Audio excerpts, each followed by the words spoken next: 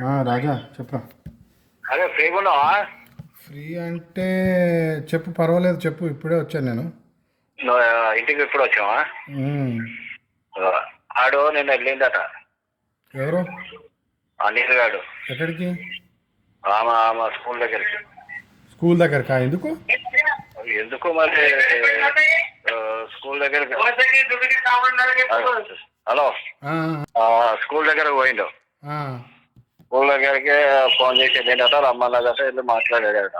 ఉమ్, మాట్లాడే ఏం మాట్లాడేదో చెప్పింది అమ్మ, అన్ని చెప్పింది. ఉమ్, నేను బోసు మాట్లాడి నీకు చెప్తా అమ్మా అన్నాడట. ఉమ్. మరి నీతో ఏమన్నా మాట్లాడా? ఎవరు? అనిలా? ఆ, నిన్న ఫోన్ చేసిండా? ఫోన్ చేశాడు, పొద్దున్న కలుద్దాము 8:30కి అన్నాడు. సరే నేను చూసి నీకు కాల్ చేస్తానులే అని చెప్పాను. నేను ఎక్కడ బయట ఉన్నాను, నేను నాచారం అది ఇబ్రహీంపట్నం నేను. ఆ, సరే మాట్లాడదాంలే అన్నాను. చూస్తా, కలుద్దామా ఎందుకు అంటే, లేదు లేదు కలుద్దాము అన్నాడు. సరే చూద్దాంలే అన్నాను. ఆ, దేని గురించి అంట? వెళ్ళిండట, మాట్లాడాడట. ఉమ్, ఇట్లా నేను బోస్ వస్తామమ్మా, వచ్చి తీసుకొని వచ్చి మాట్లాడదాం, మీ ఫ్యామిలీ మ్యాటర్ కలిపిద్దాం, పిల్లలు అది ఏదేదో చెప్పిండట. ఉమ్. ఏదేదో చెప్పినా కూడా ఆమె వినలేదట. ఫ్యామిలీ మ్యాటర్ వీడికి ఎందుకు? నువ్వు ఉండగా వాడెందుకు ఇన్వాల్వ్ అవుతావు? వాడు ఓన్లీ కంపెనీ వరకు ఇన్వాల్వ్ అవుతే సరిపోతుంది. ఆ, ఇప్పుడు ఆ, ఆ, ఆల్రెడీ ఎంఐజీలో రాజా ఉన్నాడు కదా. ఉమ్, రాజా ఆల్రెడీ ఫోన్లో నేను మాట్లాడితే ఒప్పుకున్నాడు తెలుసా. ఆ, బోస్బాయ్ నేను డైరెక్ట్ రాను కానీ, బట్ ఏమేమి ఉన్నాయో అకౌంట్స్ అవన్నీ నేను చెప్పగలుగుతాను, నాకు తెలుసు. అమర్ భాయ్ అనవసరంగా ఇదయ్యాడు, నాకు తెలుసు ఆ విషయం ఏంది అనేది. మా గురువు అబ్బాయి అయినా మాకు అన్నం పెట్టాడని వాడు చాలా ఫీల్ అయ్యాడు మొన్న. ఆ, వాడు ఓకే, వాడు ఒప్పుకుంటా అన్నాడు. నేను అన్న ఒకటే ఒకటే మాట చెప్పా, చూడు రాజా, ఓకే గతం గతహ. వాడు ఎందుకు అట్లా అయ్యాడో వాడిని పిచ్చోని చేసి మీరు మార్కెట్లో మీరు హైలైట్ చేశారు వాడిని, నువ్వు రవికాంత్ చేసి. దానివల్ల వాడి ఫ్యామిలీ లైఫ్ కూడా డిస్టర్బ్ అయిపోయింది కదా. ఇప్పుడు ఆ పిల్ల అనురాధ కూడా వాడి మీద నెగిటివ్గా పెట్టుకుంది కదా. వాడేమో ఈ రోజుని ఖమ్మము మరి అంత ఇష్టం లేనప్పుడు ఖమ్మం ఎందుకు వెళ్తుంది ఫ్యామిలీతోనే? అది మీరు అర్థం చేసుకోవాలి రాజా. పాయింట్, భార్య భర్తలు అన్న తర్వాత 100 వస్తాయి అబ్బా, అవును. 100 వస్తాయి. దానికి మనము ఆజ్యం వేయకూడదు, సపోర్ట్ చేయాలి. సపోర్ట్ చేసి వాళ్ళని కలపడానికి ప్రయత్నం చేయాలి, కానీ దాని మధ్యలో ఆజ్యం వేసి ఎక్కువ రగిలించే ప్రయత్నం చేయకూడదు. అవును. అది ఏమాత్రం కరెక్ట్ కాదబ్బా, తప్పది. నేను నేను ఒకటే మాట చెప్పా, రవికాంత్తో కూడా మాట్లాడాను రాజా మొన్న. రవికాంత్ ఏమన్నాడు? రవికాంత్తో మాట్లాడి ఒకటే మాట అన్న, చూడబ్బా నో ప్రాబ్లం, నువ్వే ఆయనకి ఏం డబ్బులు ఇవ్వాల్సిన అవసరం లేదంటున్నావు కదా. ఒకటే మాట, నువ్వు నీ భార్య మీ అమ్మ ముగ్గురు వచ్చి ఆ టెంపుల్లో ఒట్టేసి వానికి వీడియో పెట్టండి.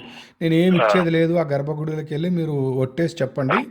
వాడు ఓకే అన్నాడు. వాడు కూడా ఒట్టేసి చెప్తాను నాకు ఇంత రావాలని. మరి మీరు తెలుసుకోండి, ఇప్పుడు మిమ్మల్ని డైరెక్ట్ కలిపితే మీరు కొట్టుకుని చచ్చేటట్టు ఉన్నారు మీరు. అది ఎంతకాలం అని వాడు కంపెనీ స్టార్ట్ చేశాడు, వాడు తెలివితో ఇంత నడిపాడు.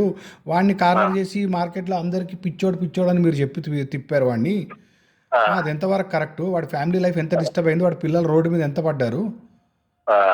ఎంత మనం మనుషులు అన్న తర్వాత కొంచెమైనా చెల్లిస్తాం కదబ్బా, అది కరెక్ట్ కాదు కదా.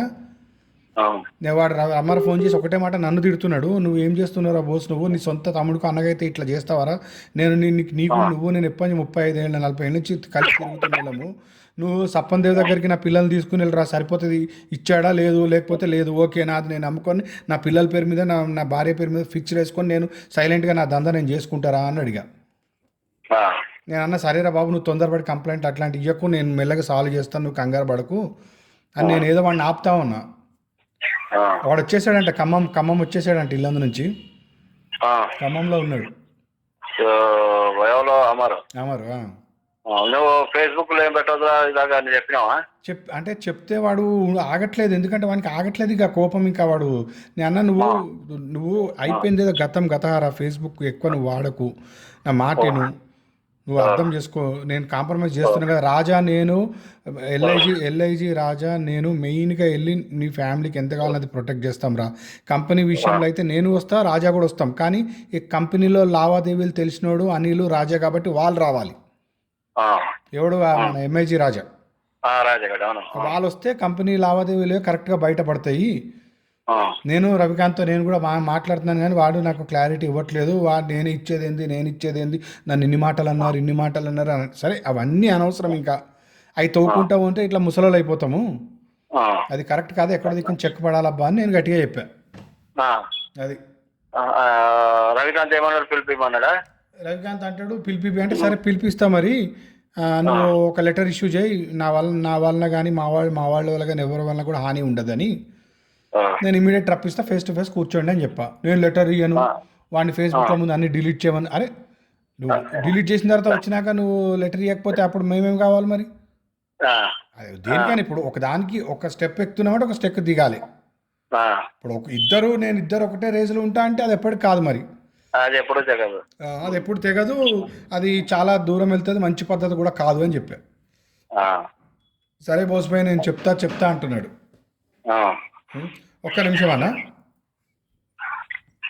నేను మళ్ళీ కాల్ చేయనా రాజా? ఇష్టము. నేను మాత్రం నేను అక్కడ పోయి ఇప్పుడు ఆయన వద్దాం అనుకుంటున్నాడు కానీ ఫేస్ టు ఫేస్ ఉట్టి కొట్టుకొనుడు తప్ప ఏముండదు ఇలా లొల్లి.